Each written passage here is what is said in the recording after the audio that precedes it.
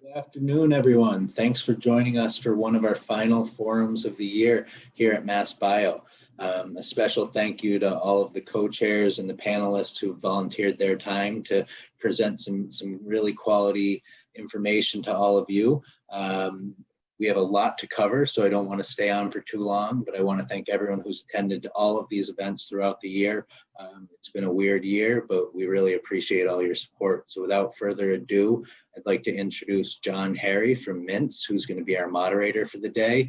He's going to go over what the event is and who's on the panel, and then we'll get into it. If you have any questions, please use the chat feature, and we'll make sure that the panelists all get those. Thanks for coming, and John, it's all yours. Thanks, Ben. Thanks for the introduction, and thank you and the whole Mass Bio team for helping us put this forum together. And like you, I'd like to extend my welcome and thanks to all the participants in our forum this afternoon. Thanks for playing along with us. As you know, we are here today to talk about how to take the great science and technologies that are being developed by institutions like Harvard and Dana-Farber and turn them into commercial products. And what makes this topic particularly interesting, to me at least, is that all the stakeholders in this endeavor, the institutions, the pharma biotech companies, and the investors are aligned in what the end goal is, and that's commercial products, successful commercial products. But they are most certainly not aligned on why they are seeking that end and on what they're willing to do or give up to get there. And today we have panelists that represent all the stakeholders I just mentioned, as well as the outside attorneys who represent them. And our goal today is to illuminate some of the core differences between these stakeholders and then provide some thoughts on how to overcome those differences. And with that, a few brief introductions of myself and the panelists, and we'll jump in. Again, my name is John Harry, and I will be moderating today's discussion. I am an attorney in the corporate group at Mintz Levin, where I have continuing my practice as a life sciences attorney, focusing on IP matters and complex technology transfer transactions. And I've been doing that in the life sciences for my entire 25-year career. And with that, I'll turn it over to the other panelists. The first one that shows up on my screen on the left is Dan. So Dan, if you jump in and give your bio. Sure, thanks, John. My name is Dan Shores. I'm a partner at the law firm Rothwell Fig. I've been practicing law for over 15 years, and my practice focuses on representing early stage emerging growth companies and getting their and helping getting their innovations in technology into the world, and which oftentimes includes partnering with institutions. And so I'm very excited to be here today. So thanks. Great. Kat? Thanks, John. My name is Kat Holliday. I'm a technology transactions attorney with Harvard's Office of Technology Development. I work on sponsored research agreements as well as licensing deals for startups and big pharma from the medical school and from the School of Public Health, among other schools at Harvard. Great, thank you. Julie? Hi, my name is Julie Hamill. I'm a Senior Director of External Innovation Strategy and Programs at the Johnson & Johnson Innovation Center located here in Boston. And I've had experiences both on the academic side, working in Boston University's Sponsored Programs Office, as well as Harvard's OTD office, managing their Corporate Alliances group, as well as participated on the pharma side, previously at Merck and at some biotechs in the ecosystem. And now here at Johnson & Johnson Innovation, one of my remits is to make sure that we're scouting and sourcing the ecosystem effectively and building partnerships to translate that innovation into a commercial reality at J&J. So looking forward to providing both those perspectives. Great, thank you. Luba? Hi, I'm Luber Greenwood. I've had the privilege of being on the investor side, academic side, and also on the big pharma and big tech side. Most recently, I was leading investments as well as business development at Google Life Sciences. And prior to that, I was the head of M&A and business development and strategy at Roche. and have been also previously to that on the venture side, where in the therapeutic space, and have also had the privilege of building companies in the therapeutic space as well. Now, currently, I advise the Dana-Farber. As you mentioned, some great science comes out of Dana-Farber on their Business Development Council, as well as the National Cancer Institute, to help them figure out what's translational research and how to best leverage that research that they have externally. Great. And last but not least, Bart. Thanks, John. Hi, everybody. My name is Bart Newell, and like some of the other panelists, I've worn a few different hats that are relevant to today's discussion. For the past 7 months, I've served as general counsel at Atalanta Therapeutics. We are still in stealth mode, a Series A funded startup based on siRNA technology that was spun out of UMass Medical School. So I can talk about university startup spinouts. Prior to that, for 10 years, I served as Biogen's chief IP counsel. Before that, I was VP of IP at Genzyme Corporation. And before that, I was a partner for a long time at Rothwell Fig. Look forward to talking with everybody today. Great, great. Well, thanks all for that. Our first topic today that we want to discuss is some of the core contract issues. These are issues that come up in every negotiation on the publication rights for the university investigators, access to new patent filings or new know-how, potential tech transfers, and then always on the table is what is the exact scope of field going to be. So I'd like to get some view from maybe the institutional side first on those various topics, and then have the investor company side respond. And I, feel free to jump in back and forth between the responses and answers and responses, and we'll just let it go from there. Sure. Hi, I'm Kat Holliday. I'm going to start with some institutional thoughts, I guess, speaking for myself and not all of Harvard, of course.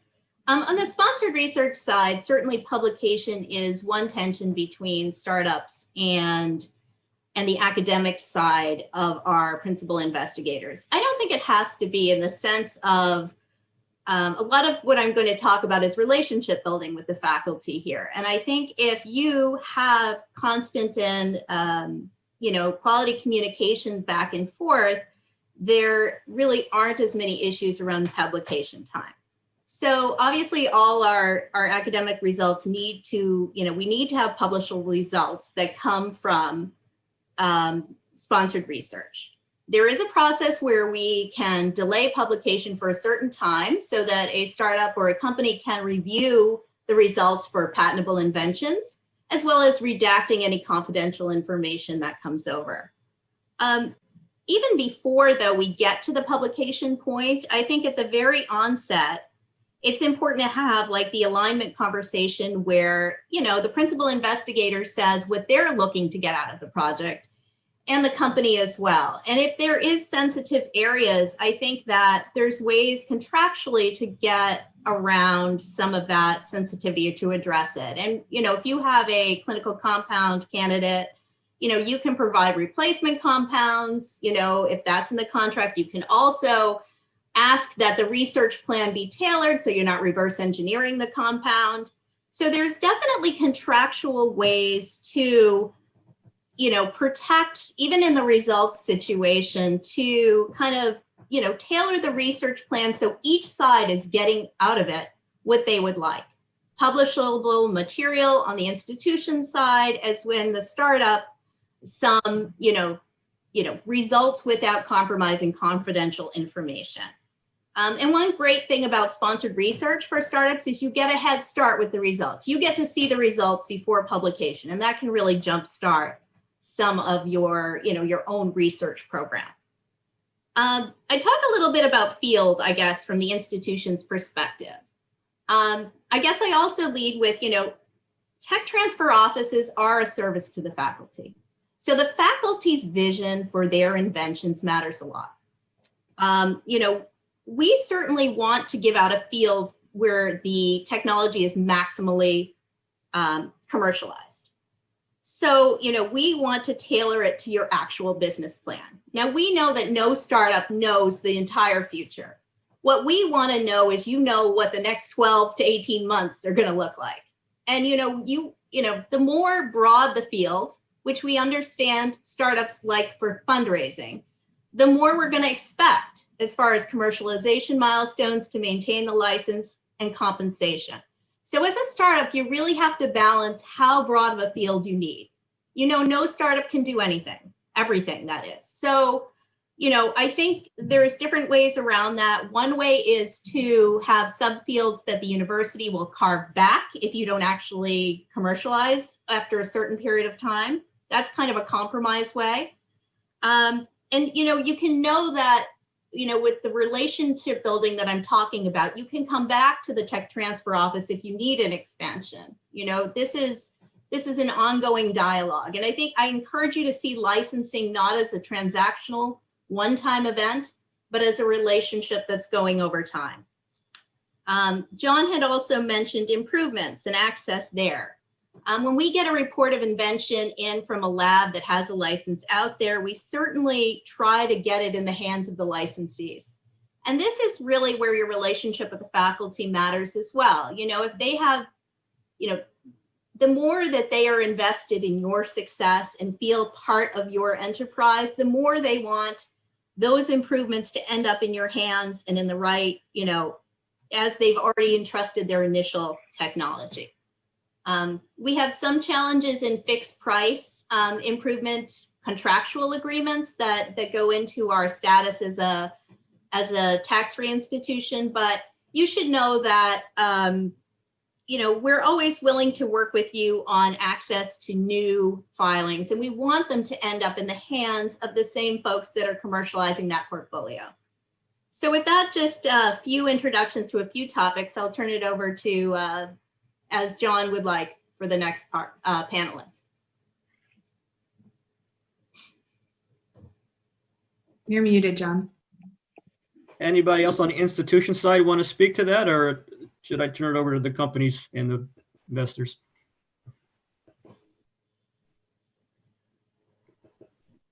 Dan, any thoughts on your end? Sure. And, Kat provided a very, nice summary there, an overview of a lot of the issues that we wanted to cover today. So I'll just comment on, I'm probably not going to cover every topic that she provided, but I'll just provide maybe a kickoff comment here.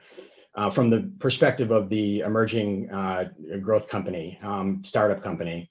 So normally this, oftentimes, it really depends, obviously, but, I'll give you the classic startup company is pretty much everybody that would be involved, especially at the very early stage, are completely committed to, succeeding, and they have a lot on the line, and they're in many cases, their families depend on their success. They have families, those families depend on the success of the company.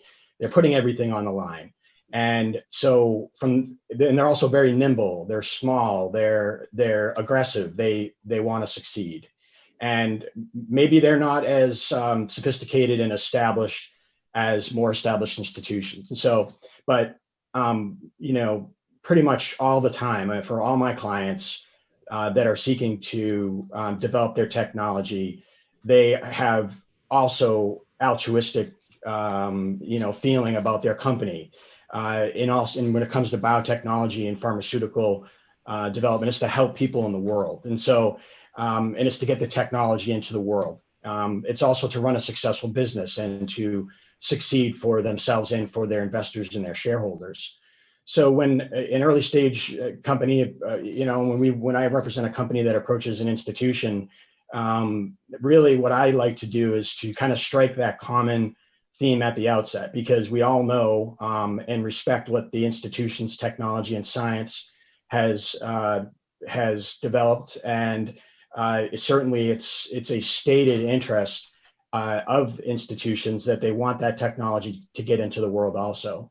So I always find it very important to have that initial high-level conversation to confirm that there's a real partnership there. There's something that is mutually beneficial.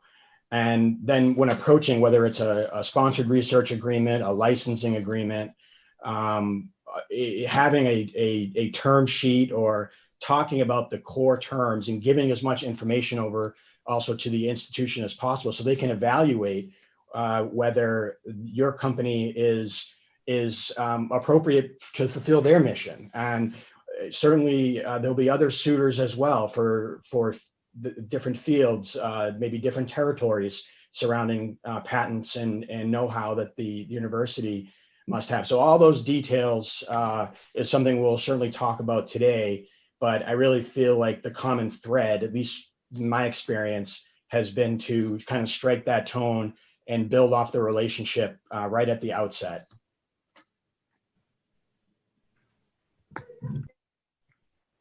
Great. Thanks, Dan. Bart, any comments on your end? Yeah, I'd like to say just a couple words about the publication issue, and then maybe a few more than a couple words about the field issue. On publications, years ago, there was a great divide between institutions and companies. Institutions, publish or perish. Companies, we don't publish. Really, that's changed. Good scientists, whether they're in institutions or in companies, want to publish these days. And so even at big biotechs, big pharma, a lot of the scientists do want to publish. So it's not a bifurcated, a binary, can we publish, yes or no? It's more, a little bit more about when is the right time to publish. And I think if people pay attention to practicalities, that can be worked out. You need time to file the IP. And that's kind of a hard limit because you publish too soon and you destroy IP rights. And then it's really about the competition and the competitive advantage. How long can we keep the identity of our lead compound out of public knowledge? Yes, it'll be in our published patent application 18 months after we publish it, but maybe it'll be buried with a bunch of others. So those are really the issues there. On field, I totally agree. I get the institution's point that if they give all fields at the beginning, they're looking for commercially reasonable efforts in all fields from day one. That can be hard for a startup. Where it stops working is if there is a desire to maximize value, and let's say take one compound and get it commercialized for oncology and immunology and maybe some third field. If you start trying to indication split one compound or patent split the patent, you have a very hard time at the commercial end. You have different prices for different indications. That's where it gets really hard. So if everybody understands that, yes, of course we want to maximize the value of the asset. That doesn't necessarily mean developing the same drug for as many different indications as we can, then I think everybody will be happy. And I think now sophisticated people understand that, indication splitting can actually devalue, not increase value. We certainly have that conversation a lot, Bart. And I think we have gotten, we have heard our partners in that and, don't split by indication, I think, as much as we used to do that. Yeah, that's great. It's a natural indication. And certainly oncology and immunology, they're very related. And the drugs may have utility in both. And the competitive piggybacking, is a true issue of you don't want another company kind of getting a competitive advantage from your investment. I can certainly comment from the bigger pharma side of things that it is a real challenge to have indication splitting on a single compound to get those through. I'm also happy, John, to sort of give the big pharma take. Bart, I'm not sure if you were through with your comments on. Yeah, please. Yeah. Okay, great. So I really just wanted to build on the great things the other panelists have already said. So I love that Kat and Dan, started off talking about a relationship. I mean, obviously, when you're on the big pharma side and you're going to these academic institutions, this is not a one-time transaction. These are very important relationships for us, as really the academic side of things is the innovation pipeline, the start of the innovation pipeline for us. And so we look at all of these negotiations as the start of a long-term long-term relationship, both with that PI and then building on a relationship that we already have in place with the tech transfer office predominantly. And so when it comes to publication, we obviously acknowledge those very standard terms, particularly in collaboration, that you often see. And I think that there can be levels of comfort or discomfort with that on both sides. But what we've found, and in my many years of, kind of alliance management work on both sides, is really having those proactive discussions to lay out a publication plan, making sure that PI is comfortable with the timing, that the company is as well, what can be published leading up to those patent filings, what we sort of strategically want to delay, but making sure that we preserve some, academic freedom and ability to publish for that PI. Those proactive conversations can help a lot. As, I mentioned to the other panelists, they generally, maybe some abstracts and posters, we've all been there, but generally they don't happen overnight. And so you usually know that these things are coming. And if you have a really great relationship and an open dialogue, particularly with the scientists, you can make sure to plan appropriately and that everybody can have their needs met.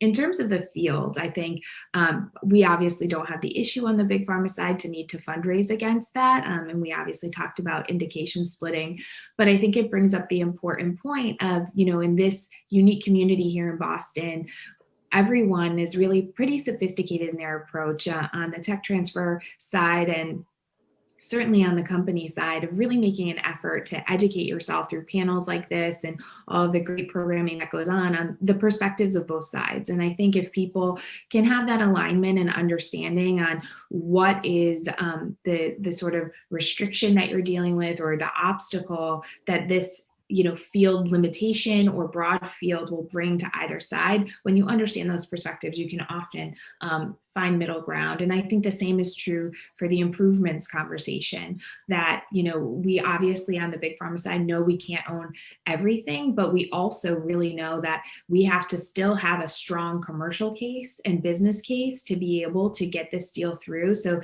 we need to be able to respect the value that's been generated to date, but acknowledge all the work that still needs to be done and make sure that we're going to have a viable path forward for this product, even, given improvements. So I think that we've had a lot of really great conversations, and, as Kat said, commenting on, we've heard our partners. I think that's our experience of working with the academic community here, that as long as everyone's aligned on the path forward and the goal to bring this to market, there's usually an avenue to work through these things. And I'll add on the publication rights. You really want to make sure this is really what, where the communication, but also very sound contract drafting comes in, I think, because you're going to have, whether it's an SRA, a license agreement, you're going to have a provision that, applies to your intellectual property and your patent rights. And then it's routine for the research institution to obviously have publication rights. And so there will be a provision in there, but you just want to make sure that those align. And then you also want to have clear communications. I think some complications come in with government grants, government funding, and with a large, government funding requiring or, providing for the publication of abstracts in connection with grants, and et cetera, et cetera. So there's different types of publications that can come out that could possibly undercut intellectual property rights or patent rights in particular.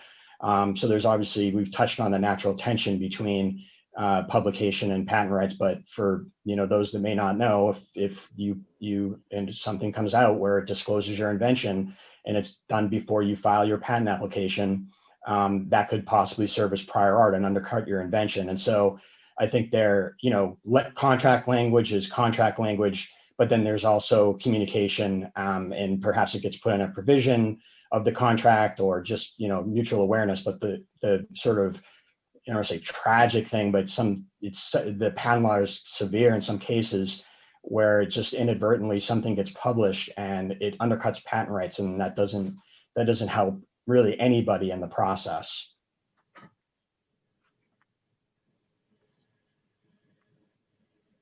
Thanks, Dan. All right. One question I have on the field, maybe I'll throw back out there. what are everyone's thoughts on the field clawback, where you grant the institution grants a broad field, and then at certain time points or development points, if something hasn't happened, they get to claw back some of the field or most of the field. What's the company side view of that?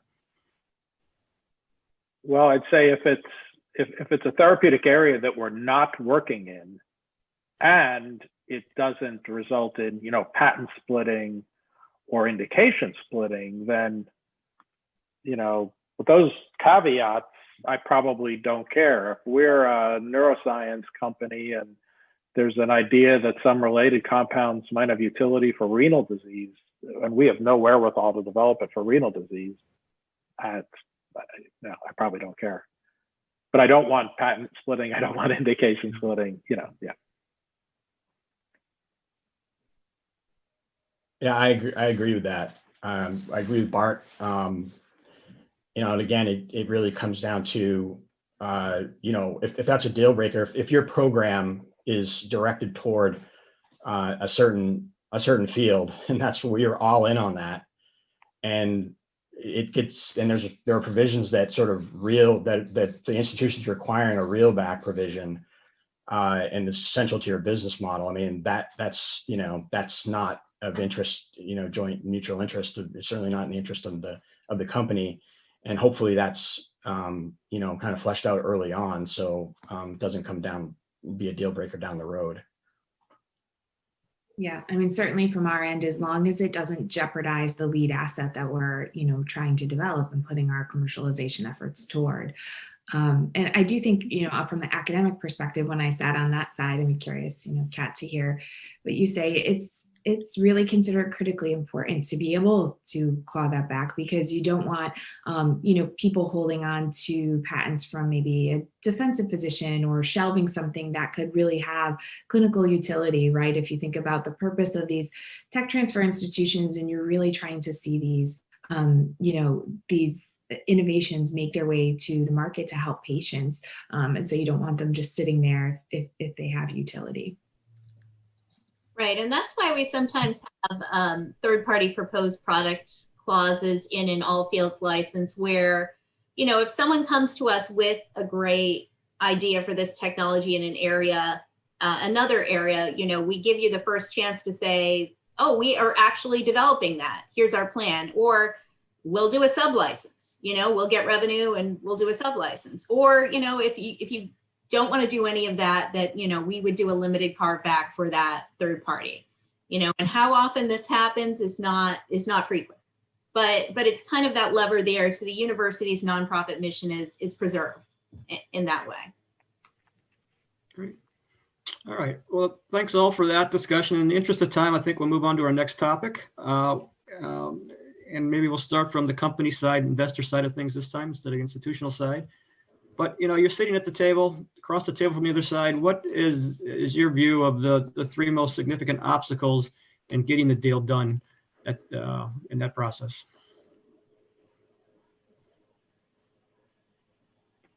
So I could take that one. So I would say from the investor, both from the company and the investor side, the major obstacle would be, some of the terms, obviously, especially the upfront terms.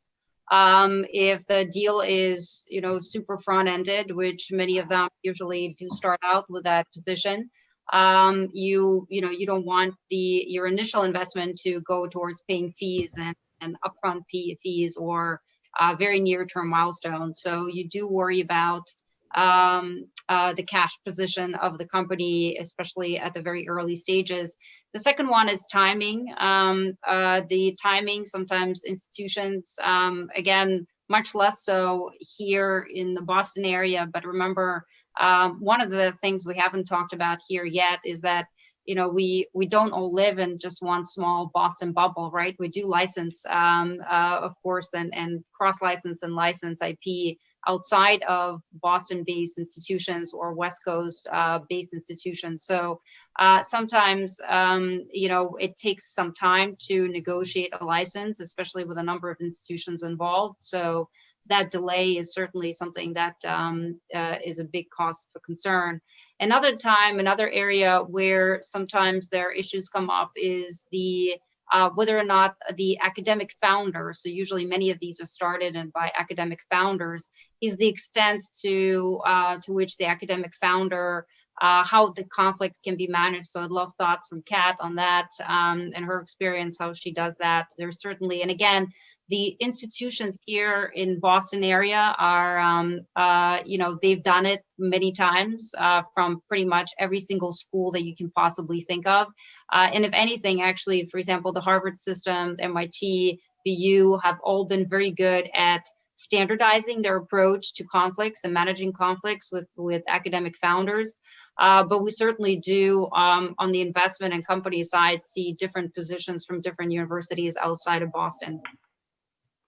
I think those standardized approaches they can be of great benefit, and then they can be the bane of people negotiating on the other side, because how many of us just run up against that brick wall? But that's the way we always do it. We always think we have an argument. Well, there's a reason this should be an exception.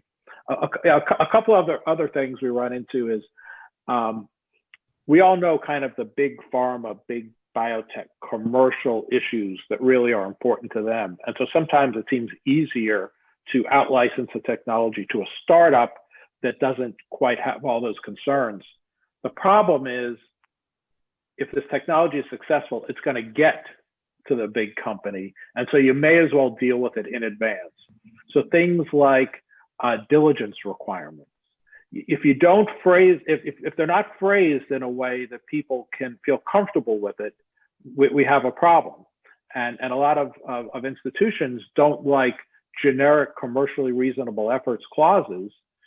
Obviously, the bigger the company, the more they like that. It gives them protection. But hard diligence standards, you must file an IND within X years.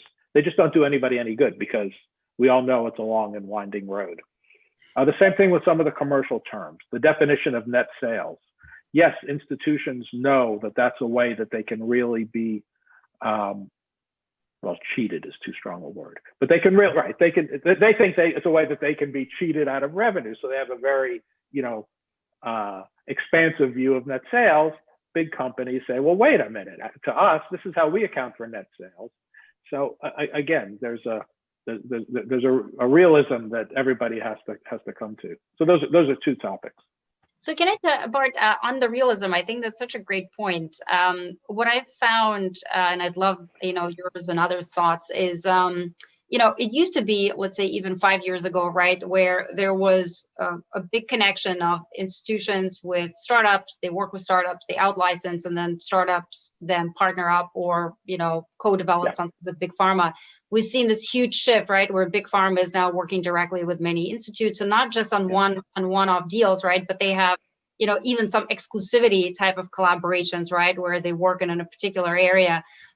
So it's interesting. I'd love sort of thoughts also on the institutional side, that, some of those commercial rights that you're talking about, I think that the institutes, at least in the Boston area, are getting educated on that, right? How important that is at the end to the actual pharma company. So I think some of those things are certainly changing. Yeah, and I think you see people move from big pharma into the universities, into the institutions. They're great jobs, and they're great environments, and that helps. I think just like this panel today, the more everybody knows the entire ecosystem, the better it works for everybody. I don't know if those really big collaborations, whether it was Pfizer or somebody had, a huge chunk of some field coming out of Partners or Harvard or wherever. I don't know if history has shown that to be very effective. We all know big pharma companies, they can't fill their pipelines themselves. Everybody's trying to get creative. Where will new revenue come from? Where will new products come from? So that was a try. Well, let's do a big, broad collaboration with the Broad or Partners. With a little bit of time behind them, I don't know if companies have figured that is actually effective or not. I don't know if Kat, if you've been involved in any of those, if you think that those work or don't work. I think that there's certainly, and Julie, I think, can speak to this too after, I would love her thoughts too. But I think, alliances are certainly, there's a lot of move to alliances to have this kind of deep relationship with the institution where you might get a first look at projects, that are coming out of the labs. And, it takes a bigger upfront commitment to kind of have that access and to have that relationship. But money isn't the problem. The big pharma, they can't spend their money fast enough. So the funding is the problem. How about that? I know, it's easy for me to say. I know. Right. No, it's access, and it's, I think we're seeing that more and more. And I think it's been a very successful model of, kind of hedging one's bets, sponsoring different projects under the same umbrella. I think once you have that alliance in place, it can be more nimble as far as the different projects that are funded too. And I know Julie can probably speak to that part. I thought I'd maybe just talk about a few of the other things too that Luber raised that might be, I think that might be, applicable for a startup company. I think one thing you can do on the cash flow upfront payments is we're certainly willing to move consideration into different buckets, right? So if you don't have money for upfront or even all the back patent costs, we can do a payment plan for back patent costs and maybe no upfront, but a little more equity. So it's a trade-off. It's a trade-off between all the categories of consideration. And certainly, we can talk about, but certainly you're going to build your own IP portfolio as time goes by. And, access to our faculty, they are, allowed to consult somewhat on their own time, for a percentage of their time. Now, if they invented Harvard or they use Harvard resources, Harvard's going to assert ownership. But if they have that separate relationship, again, your relationship building is deeper, you're involving them, you're aligning with them. So, that's some advice. They do have conflict of interest advisors internally because obviously they have great influence over the postdocs and the researchers in their lab, and they can steer projects, towards their own end. So there is somebody kind of watching that and trying to keep the right balance between our academic freedom side and the commercial side. We certainly have firm milestones where you have to do X by X date, and this is often a point of contention. And what I would always say is you don't get just one bite at this apple. I think of a license as, tell me your business plan for the next 18 months. Please understand what that is, because a lot of our negotiating time is wasted when the license isn't tailored for that 18 months. But going beyond that, come back to us when your business model's changed, and we'll renegotiate. We don't want to renegotiate 3 months after a deal is signed, but, as time goes on. And, a lot of what we waste time on, in my opinion, is like offsets, discounts, issues that you should understand. Like, you should know what you're licensing. You should know what you still need, at least, a vague sense. And you should be able to say, look, if you're in licensing from 3 universities and you need discounts, you need to be able to just articulate that in your business plan. Look, we can't pay this royalty on the stack on all that we're licensing, right? So I think the better a startup really can articulate even their short-term vision for how they're going to start executing, you get another bite at that apple. You get 3 bites at that apple if you have that good relationship both with the faculty and the office. Where I've noticed that falls apart just a little bit is there's all this trust between the institution and the startup. But then when the startup goes to try to partner, the bigger company says, well, that trust is great, but I don't see that in writing. Mm-hmm. And then you get I don't know what the answer to that is. I think you come back to the table and, in my experience, we're very amenable to those pressing concerns. I mean, we amend licenses for those concerns all the time. We do more amendments, obviously, than primary licenses. Or even one-off side letters, I've seen that too. I was just going to jump back in and speak to maybe some of the alliances and larger strategic alliances we've seen. So I think there's many ways that you can approach them. And from both my time at at Harvard, establishing many of them. I think that they serve as a great introduction to companies to an institution, but also an ecosystem. So if you don't have a physical presence and you're not, well connected, your R&D scientists with the scientists there, or even your BD folks, it's a great way to start embedding yourself. I also think you can be, strategic about new areas of research, new strategic areas on the, larger company side that maybe you don't have this sort of built-in expertise or early pipeline. That's a great way, maybe even, sort of therapeutic area specific, to develop a partnership so you can really get a sense of the early stage, research that's happening out there and what's coming down the pipeline. So I think in those ways they can be very successful. I think one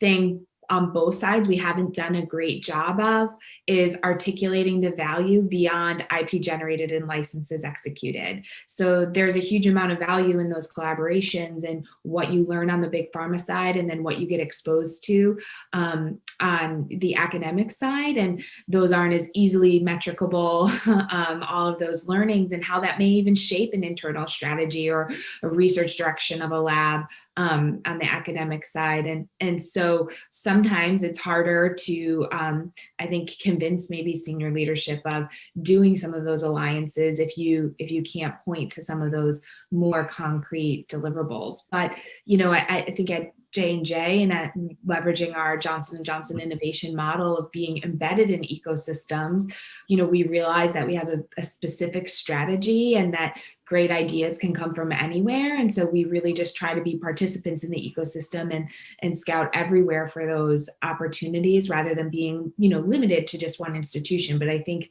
that those types of alliances can certainly, have their place in the circumstances I suggested. Yeah, I'll add to just shift back to some of the roadblocks. Certainly, a startup company will have, they'll have a tranche of funding that they're really, the company itself is surviving on for a certain period of time. So any significant outlays, particularly at the early stage of funds, can be detrimental to the startup company. So it's heartening to hear Kat mention shifting consideration. I hope I can quote you on that if I ever am on the other side of the table, but we will not hold you to that. But we'll come back to haunt me. But no, I think it is true. It happens all the time. Yeah, and I think, but again, we go for herself, not for the institution. On my deals. But I think it goes back to that, initially, that there is an alignment of interest. There is a belief from the institution that the startup can carry the ball, can succeed in their go-to-market strategy. And I think for a startup company, it's exceedingly important to have that all well thought through prior to the time that you approach an institution, because it's in the institution's interest that this technology gets commercialized. And quite simply, the startup has to explain how they're going to do that and exactly how they're going to execute on that. And I think that's a great that's a great initial conversation to have with an institution. So, I think it's also, these, other roadblocks, it's on a downstream outlay are these, trigger events. If the company is bought, the startup is bought, down the road, that a portion of the significant, in some cases, depends on the terms, but either a very large cash outlay or a significant portion of the company is then transferred to the institution. My clients are not a big fan of those at all. And it's not just the client, it's the investors. And so I understand that, many institutions, it's a sort of flat requirement that something like that is put into the agreement. But to the extent there's a level of flexibility, like reverse gradation and sunsetting, or at least partial sunsetting, that I have found to be, very, very helpful in my practice. So just a couple more thoughts. I think on change of control payments, Oftentimes they serve two purposes for us. They protect against a quick flip where you just take the technology and flip it, and Harvard's equity hasn't had time to really, our percentage versus the founders, and also just as a kind of a floor for equity positions. So certainly over time, sometimes there's an offset to our equity proceeds, like, if the equity generates more than the floor, that payment goes away. So there's certainly ways to structure that. So, we can have our interest in not having the quick flip or the situation where, the company is bought and we are getting a minuscule amount compared to the founders. So. But one of the things, and this is just a kind of to build on what Dan is saying, is just to keep in mind is that the value here, sometimes when we talk about this, we think that the value is just purely in patents, but it's not, right? If the value is just pure in patent and basic research or early or some early translational research that's in academic institutions, then academic institutions would just partner up with pharma and then poof, right? You will have, you will have some great research, but that is, or compound, but that's not the case, right? There is a reason why there is a startup. And I know many that are listening today are from startups or representing startups. And I do want to say that startups actually have more negotiating power than they think. When you're an investor, what do you value? You do value IP, and by the way, you're pretty smart and careful about IP. So if somebody is making it, or an academic institution, for example, is making it difficult for you, you think of other ways. But the second most important, if not the first most important, is the team. And this is why one of the reasons why you see, for example, Massachusetts, MassBio has done really an amazing job at putting together and cultivating these amazing teams that can take the technology forward. It's not so easy that it's just IP and it translates really quickly. You need a team that's dedicated, and the value that the team provides is enormous, right? And that is sometimes just that thought process sometimes gets lost in some of these discussions, because again, it's not just the value that the pharma realizes and the pharma also puts in, and the value that the team puts in is really tremendous. And one of the reasons why you see many of the venture capital firms that are coming out of Boston, most of the time that they're concentrating, of course, they have amazing relationships with academic institutions, but they also spend enormous amount of time on building very successful teams that can actually take that amazing IP and amazing research and make it into a reality. I couldn't agree more. I mean, I say all the time, the Venn diagram is technology, leadership, and then funding. But if you have the technology and leadership, your chances are you're going to get that funding. And then when you have all those together, you can have something really special.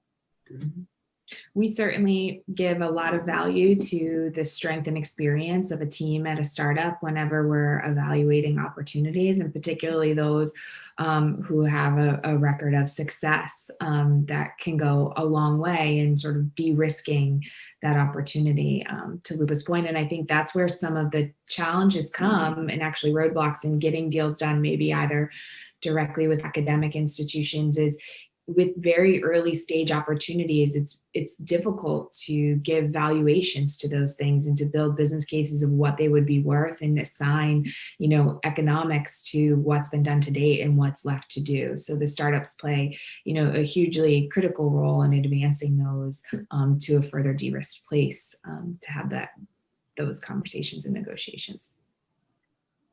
Right. We got about 10 minutes left. I don't know if we're gonna have any questions, but why don't we John, there's a question in the chat. Yep. I can read it if you want. I think we've sort of. What are the biggest roadblocks for an easy transaction? I think we covered that. Pretty much addressed that, I think. But why don't we've got about 10 minutes left. Why don't we just work our way through each of you, and if you had to give the audience one takeaway point from today's forum, what would that be? And Dan, you're lucky because you're up the top left of my screen again, so you get to start it off. Sure. I think it's kind of similar to kind of how I opened up, which is really the alignment of interests at the outset in a 10,000 foot view and the confirmation from each party that you can get it done. I think that's very important, and I can't emphasize it enough, because that can help. It helps with the generation and the negotiation of the terms of the agreement itself. It drives that. It also can help on moments during the relationship that may be a little bit difficult. It helps transcend those types of moments, and then it is a force multiplier when you succeed together. And so you have your aligned interests, and you both experience the success that you set out to accomplish. Then that can be just a very, very exciting. And so that I would emphasize. I mean, the agreement terms and a lot of the other details. I mean, you certainly want to have a good team, have good counsel, very sound and clear contract drafting, minimize to the biggest extent possible any ambiguity in the agreement. And that just is, a diligent task, with your skilled counsel. Those will be worked out. I think areas of, like, for example, with respect to fields, certainly the emerging company, as was discussed earlier, will, take well, they want all the fields. They're raring to go, but when the point of balance comes between what they're really focused on and what the institution is willing to license at the time, for example, start there, but also have that conversation of, well, we want to expand into this field. We want to have that opportunity, and whether there's a formal provision put in the agreement or not, whether it's aspirational, I've done those a bunch of times. At least it's something to revisit, as Kat indicated earlier. So, and that can be a very exciting and optimistic type of conversation as well. So those are my thoughts. Well, those were 3 points, Dan. That was not so Well, good. Yeah. All right. I tried to be quick with it. Kat? I think what I would advise is that the moment to engage with the institution. When you have your ducks in a row, you have your 18-month plan, you have your term sheet from investors, what you're going to at least start to execute on, and you have your decision makers in the room, and you have alignment with your board and your potential or actual investors. That's when you go and do a very detailed term sheet and get the process going. So it's kind of timing is everything, and having your own sense of at least where you want to start going, I think, is very critical. So it goes back to Dan's point about alignment and, just knowing that moment when it's the time to go at it. Thanks. Julie? Yeah, I think I'll take this from a little bit different of a perspective to say that, maybe to all the academic participants today, that, when you're thinking of starting on this path, if you don't maybe already have like IP that you're ready to negotiate and ready to spin out, but are interested in translating some of your work, that there's really many, many ways available to start that engagement and start translating the work that you're doing. I mean, we're very fortunate in this ecosystem to really have incredible networking opportunities, a lot of crossover and back and forth movement across from academic to the company side to the startup side. And really large companies in particular are constantly evolving the way that we engage and interact with academic institutions, and academic institutions are consistently creating new opportunities and offerings to help advance academic research toward translation. And so I would say, if you have an interest, to get involved and reach out. And I think a lot of relationship building and engagement and shaping of opportunities happens long before deal negotiation ever takes place. And so really to just take advantage of the opportunities that we're afforded here to become part of the entrepreneurial ecosystem to advance your science toward something that could become a commercial product to patients. Great. Thanks, Lubo. Yeah, so I would say is don't get, this is actually a follow-up on Julie's and Kat's comment. I would say don't get lost in the weeds. What you're doing is extraordinarily for those that are leading startups or thinking about academics that are looking into startups. What you're doing is extraordinarily impressive and exciting. You've done the hard part, right, which is the science, and working on the next step that's really hard, which is the data. But the science and data really speak for themselves. And I would say making sure that you also acknowledge that a lot of pharma companies, I would say most of them, are now going for assets earlier and earlier. Valuations for early assets are skyrocketing. So what that means for you is that you have to be extraordinarily prepared from the get-go, from the beginning. You have to have a very succinct story. Kat mentioned, if you come to her into her office and start saying, a bunch of things that are really hard to even translate in language into commercial, let alone to truly actually, something that doesn't even make sense. So, coming in from the beginning and understanding, what are you building? What is your technology? Why is your, potential therapeutic differentiated? Does it meet a medical need? Having the story, what's the market? The earlier you do it, the more important that is to do right now, because again, companies, investors are going much, much earlier, in the development process and the discovery process. So I would say have your story together, and also don't rush to, especially if you are a leading academic or, working in a lab for a leading academic, don't rush to big venture capital firms. Ask around, think about whether or not this is something that you can build out. Don't get diluted too quickly. So it's not just the institute that doesn't want to be diluted quickly, but it's also the actual founder. So I'm sure Kat has seen many examples where there are academics that get diluted themselves, even though they're technically founders, and really behind the technology. So just be careful, ask a lot of questions. That's why MassBio is great, because you have amazing resources here in Boston. All right, Bart. Yeah, Luber, I couldn't agree more.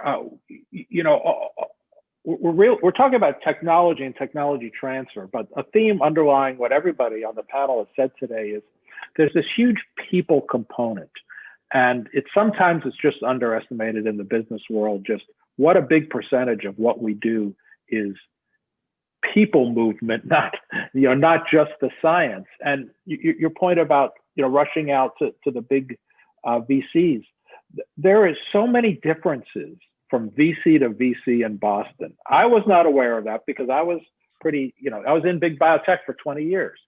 And when I started looking at this side of the business, it really amazed me how personalities, approach are just so different. And if you're part of if you're part of Harvard, you probably have a lot of resources. But if you're coming from the outside and you're coming to Boston and trying to get business done here, just know it's a very sophisticated environment. The people you're negotiating with have probably done this 30 times. So don't set yourself up at a disadvantage to try to negotiate against someone who's done this 30 times. Get the help you need, talk to other people that have done it, get the right outside counsel, get the right business consultants, because in the end, it's all about the people. And that's where I'll leave it. Great. I just follow up on your point on the difference between the VCs. I mean, you can have a great story, you can have a great technology, you can have a great team, but if it's the VCs just not in that space, you're just wasting your time. And it could be quite demoralizing to hear no after no after no, and you figured out 9 of the 10 VCs you approached just aren't in your space. So, I mean, you really have to do your research on who you're going to approach, let alone what you're going to say to them. So I think that was a great point, Bart. And I think I'm pretty new to the pitch business, but getting used to hearing no is something you have to develop. You're going to hear more often than yes, that's for sure. So I think that brings us right to the top of the hour. So I guess that's it. Thank you to all my panelists. Great job. Thanks to everyone who joined us this afternoon. I hope this was helpful to you. I don't know if our contact information is available from MassBio, but certainly if you have any questions for me or anyone else, feel free to reach out. I don't see any questions in the chat room, so I guess we're done. Thanks all. Thank you. Thank you, Thank everyone. Cheers. Bye.